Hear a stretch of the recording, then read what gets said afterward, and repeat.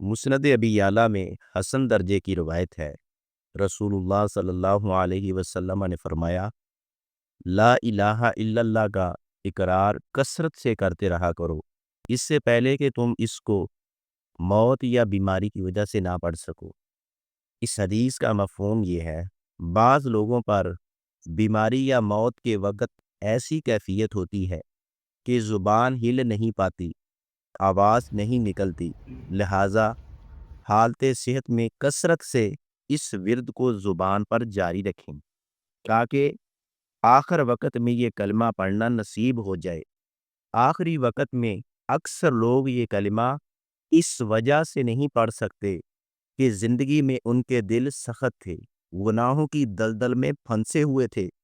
زبانیں حق بات کہنے سے رک جاتی تھیں، غریب، کمزور اور بے گناہ لوگوں پر ظلم و زیادتی کرتے تھے، شرک و بدعات جیسے خوفناک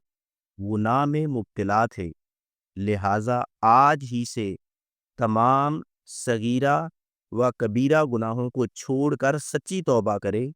اور کثرت کے ساتھ لا الہ الا اللہ کے ساتھ اپنی زبان کو تر رکھیں، دل کو زندہ رکھیں اور روح کو پرسکون رکھیں تاکہ زندگی کا خاتمہ اچھا نصیب ہو۔